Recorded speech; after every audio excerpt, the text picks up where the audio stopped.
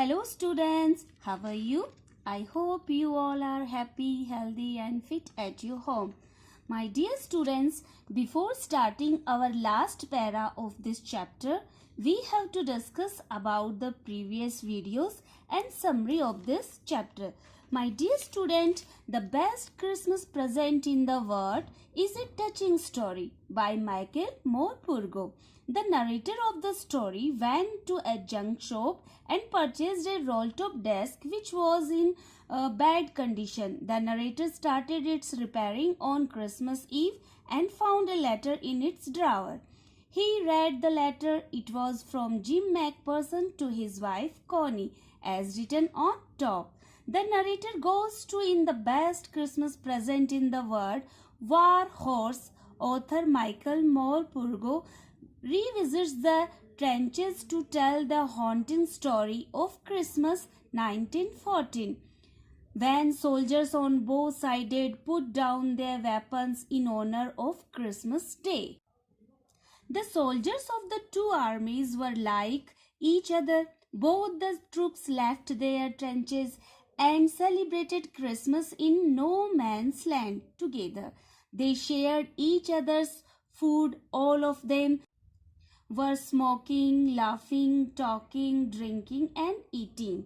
So my dear student, what happened? Let us see in our next paragraph.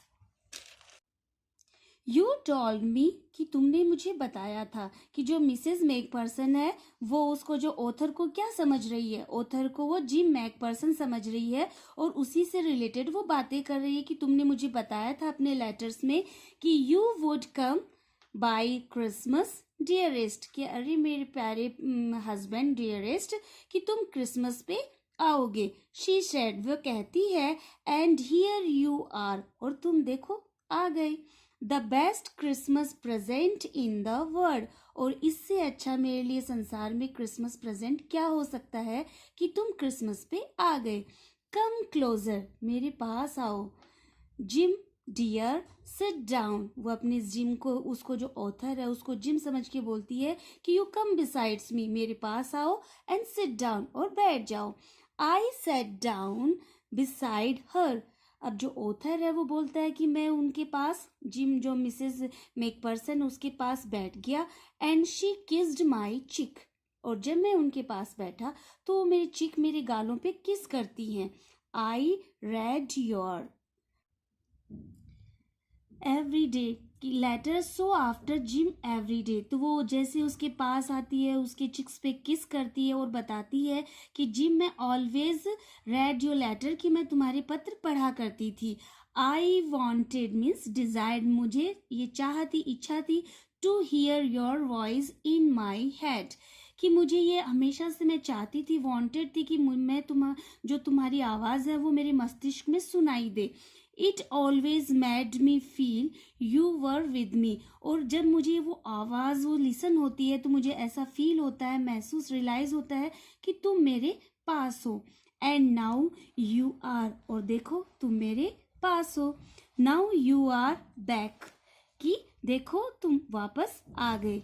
You can read it to me yourself, कि देखो तुम जब वापस आ ही गए हो तो ये जो तुम्हारा लेटर है वो तुम मुझे पढ़कर सुनाओ. Would you do that for me, क्या तुम मेरे लिए ऐसा करोगे. जिम डियर, तो वो जिम डियर को बोलती है, जो ऑथर है उसको बोलती है कि क्या तुम मेरे लिए करोगे. I just want to hear your voice again, तो बोलती है कि मैं सिर्फ जो चाहती हूँ, वॉन्ट करना चाहती हूँ कि तुम्हारी आवाज़ को अगेन सुनना चाहती हूँ. I had love that so much, कि मैं तुम्हें कितना प्यार करती हूँ. And them perhaps we will have some tea, और परहैप्स मीन्स मे बी, शायद, और अब हमें चाय भी पीनी चाहिए. I have made you a nice Christmas cake and go ahead, she continued her voice. वो बोलती है कि मैंने क्रिसमस केक भी तुम्हारे लिए प्रिपेयर किया है. मार्जीपियन, आई ऑलरेडी टोल्ड यू कि a sweet covering of cake, कि जो केक के ऊपर जो मीठी परत होती है दैट इज कॉल्ड मार्जीपियन. कि मार्जपियन ऑल अराउंड, कि जो तुम्हें केक के ऊपर जो मार्जपियन जो एक मीठी परत होती है वो भी मैंने चारों तरफ लगा दी है। I know how much you love मार्जपियन, कि मैं जानती हूँ कि तुम जो ये मार्जपियन है, मीठी परत है केक के ऊपर, उसको कितना लाइक करते हो। So my dear student, you realize that the letter was so precious to her. Even after her husband's death, she was imagining that her husband was sitting besides to her. She was so caring for her husband and wanted to spend Christmas wanted with her husband. But unfortunately, her husband died in a war and she missed the author as her husband. But unfortunately, our husband died in a war and she misjudged the author as her husband. So can see the irony of the chapter. My dear student, so anyone know the moral? What did you learn from this chapter? I will tell you. The moral of the chapter. The story-based Christmas present in the world has beautifully depicted the moral lesson. It conveys that war and fight only bring sadness and humiliation all around the world. One should generally follow the path of peace for attaining happiness in the world. This would be the best Christmas gift, of course. So my dear student, today have completed our chapter, and next video I will come with you with our new chapter, nouns exercise set. Okay, so we have to revise our chapter number noun. So many exercise I am come with you. Okay, till now have a nice day.